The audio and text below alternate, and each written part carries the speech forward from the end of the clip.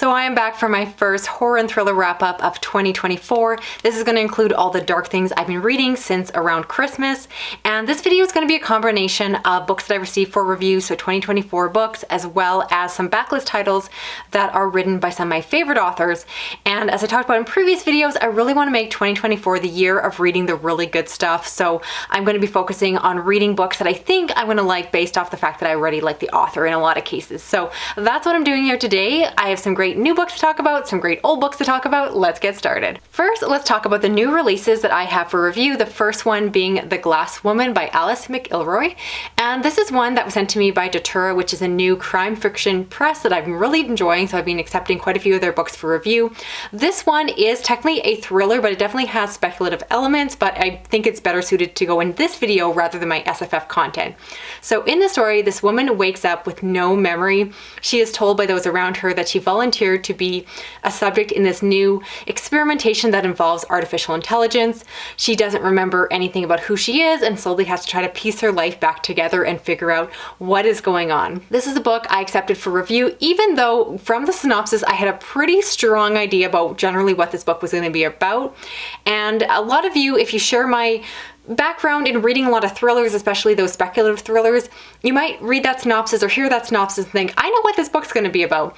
And chances are it's not going to be what you're thinking, because I was mistaken, which was a good surprise for me in a way, because of course I like to be surprised, but if I'll be honest, the actual twists and turns within this one are much more complicated.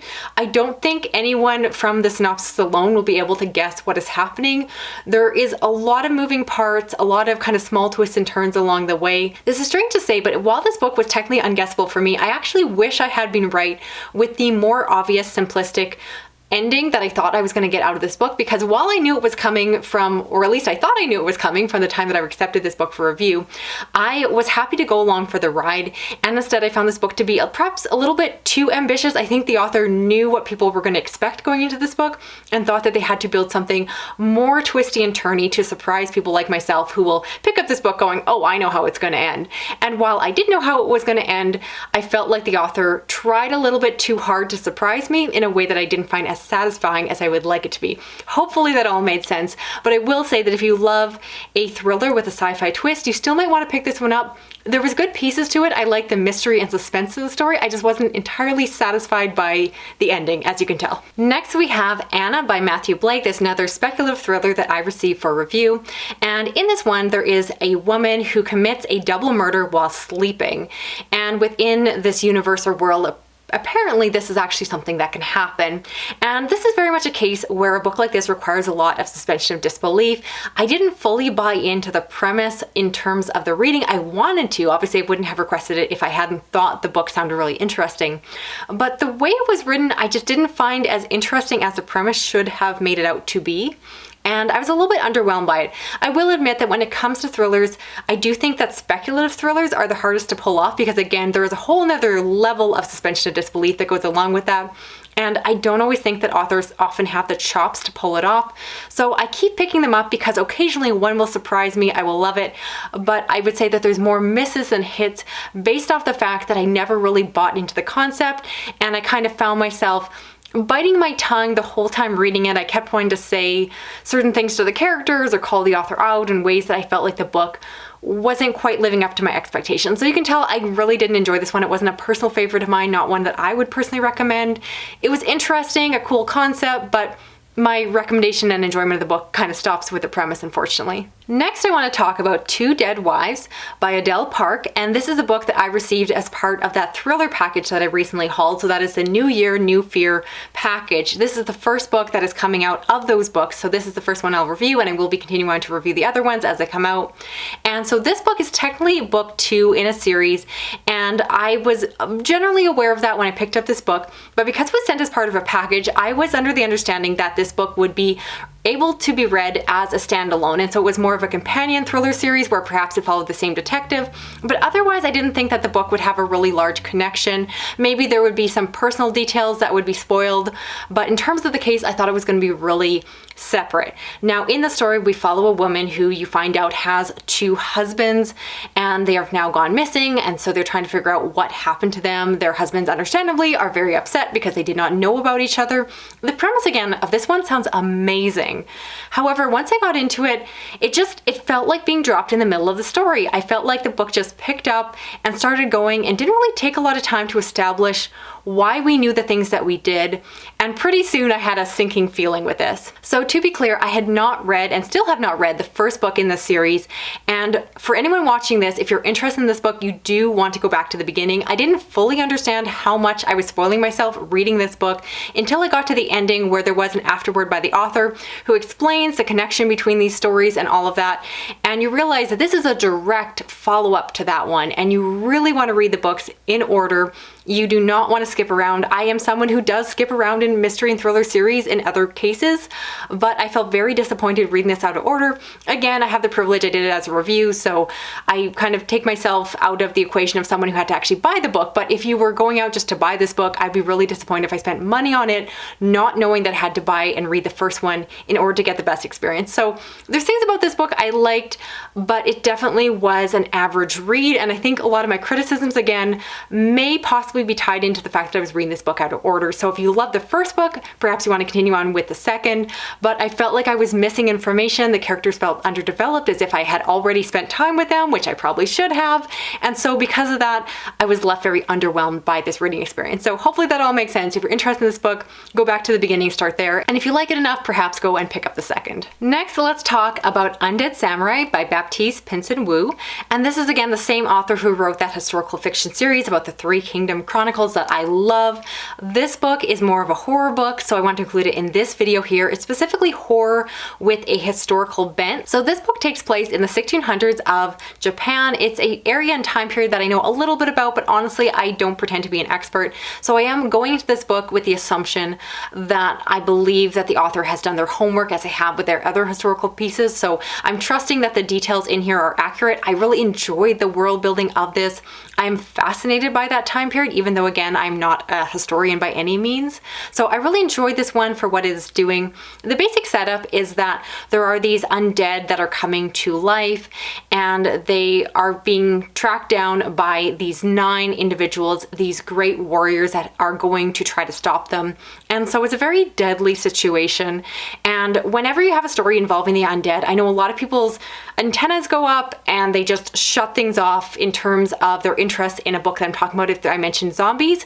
So I want to be really clear here before you all move on to something else, is this does not read like a typical zombie story. If you hate campy zombie stories with all the zombie tropes, this one doesn't have it. It plays around with the undead in a creepy, unsettling way, but the fact that it is so grounded in this historical period makes the book feel satisfyingly realistic, and it feels very possible. It feels like a reimagining a history that could have happened, and I found it to be very compelling. The characters are well developed for what you would expect within a story like this, and I found the story to be well paced with good narrative drive. Again, a good balance of creepy action. I don't think it is overly grotesque for those of you that don't love that aspect, especially when it comes to zombie fiction. So again, I almost hate to use the label of zombie fiction because I think, again, people are going to dismiss this book for being less than what it is. It is well written, it is strangely beautiful in places, and again, I think it is just a great way to bring in readers who otherwise, like myself, honestly, don't read a lot of just straight historical Japanese fiction, and instead perhaps are looking for more of a speculative piece. I enjoyed this one quite a bit. I definitely would read more by this author if they're doing more in this kind of world.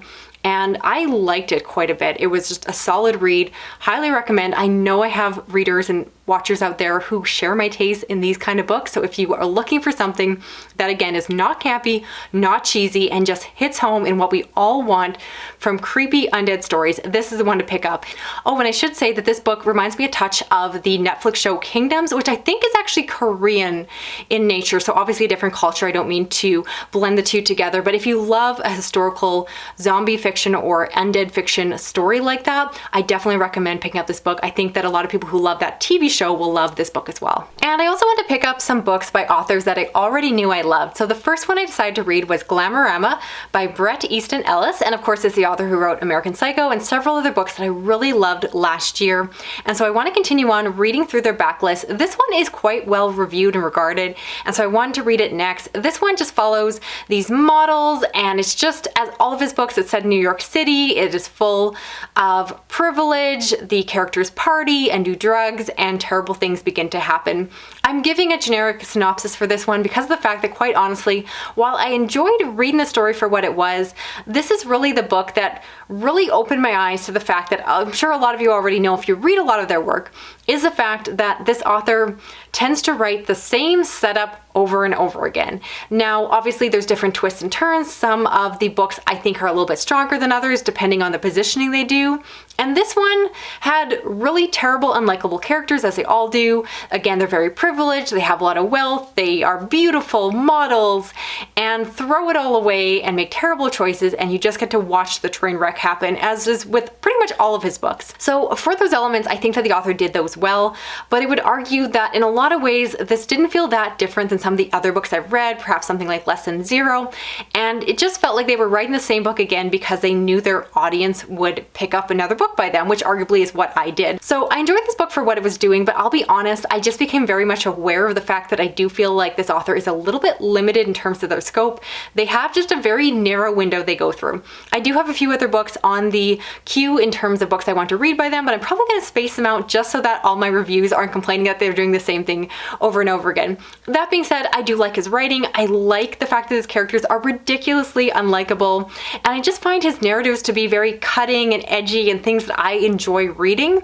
But again, I think that it's kind of a case where I don't want to binge through all of his books because the similarities between his books become really, really apparent when I do that too much. So recommend this book to people who love Bret Easton Ellis, as long as you know what you're getting yourself into. He doesn't reinvent his own genre. Instead, he just gives you what you would expect from him. So if you're looking for that, you won't be disappointed. And I also read The Bank by Bentley. Now, I'll admit this is not an author who is an all-time favorite of mine, but I've said it before in videos that he is someone who consistently writes books that I like. Even if I don't love them, I like them. They tend to be books that are just consistently fun. I know what to expect from this author. He, again, is one who kind of has his shtick, which I'll talk about here. So as you can probably guess from the title of this book, this is a book all about the banking industry. And what this author does with all of his books is they're technically horror, but they almost read like satire because he takes some mundane part of our current world and society and turns it into a horror story just by tweaking it. And what I like with something like the banking industry is I think a lot of us will agree, at least for those in like North America and similar banking systems that exist today, is banks already are pretty terrible. So I would argue he didn't actually have to do that much to crank it up into a full-on horror story. So within this book, you have people being squeezed out, being rejected for mortgages and loans when they really need a place to live, and being forced into uncomfortable situations, and then having their bank account withdrawn with terrible fees and so forth. And again, these are things that kind of already happen. He just turned up the heat.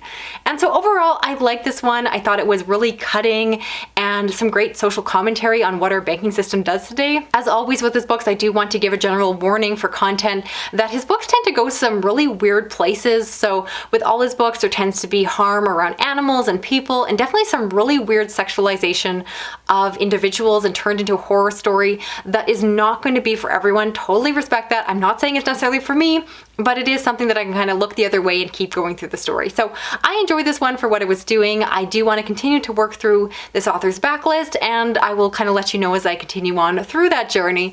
But again, it's an author that I may not binge back to back to back, but kind of pick up every once in a while when I need something a little bit fun and kind of know what I'm going to get myself into. From there, I want to talk about Cat's Eye by Margaret Atwood. And this is a piece of literary fiction that is honestly very hard to summarize and classify. But in the story, we follow a woman who is a painter by trade, and she is reflecting back on her childhood where she was involved with this group of really mean girls. And so that is a basic summary to this book, but but really there are a lot of different moving parts going on. Once again, this is a book that I picked up because I love Margaret Atwood's work, and again, I'm trying to focus on reading the really good things this year, the things that I think have a good chance of being new favorites. And while this is not my favorite Margaret Atwood book, it definitely falls somewhere in the middle because there's a lot I like about it. I will be honest though, once again, similar to some of the last books I've read by her, I'm finding her plots and stories just to be really weird and twisty. There's certainly a historical piece to this novel because it takes place leading up to the then present day of the 1980s as she recounts her childhood looking back in time. But it's a story that is very literary, it almost feels very speculative at times, and all I can say is it's a story that is doing so much, it's overly ambitious perhaps, and maybe it's a little bit too much for me. But the writing is just so perfect, at least for my particular reading taste, that I just love spending time with this author in whatever bizarre world they create. And again, this book just has some lovely scenes. I just remember opening up a chapter and just reading a paragraph and thinking, that is lovely. And if you know me, if you know my reading taste, I'm not someone to sit there and admire a paragraph, but Margaret Atwood kind of has a spell on me. So I will continue to gush about her. I know she's not for all of my readers watching, so again, hopefully something else in this video will appeal to you. But because I have a YouTube channel, I can't help but use it as a platform to gush about my love for Margaret Atwood once again. So that's it for this video here. I'd love to know of the books I talked about. Which ones are you planning on checking out for yourself? What is a 2024 release that you would like me to read and review for the channel? And tell me about a favorite author that you still need to read some of their backlist, because tell me I'm not the only one who has certain authors that you adore, but you realize that you still haven't read all of their backlist. Maybe you're doing that on purpose, maybe you're holding off to save some of their good books for a rainy day, but I'm telling you, let's make this year the year that we read all the good stuff. So if you want to stick around and join me for that, I hope you do. I do read a lot of horror, thriller, science fiction, fantasy, and other dark things. If you want to hit subscribe. If you want to help me out with this video, you can give me a thumbs up. You can drop a comment, even if it's just a little emoji. Let's get some champagne glasses to kick off the year. And if you want to hit that little notification bell, you'll never miss a video from me.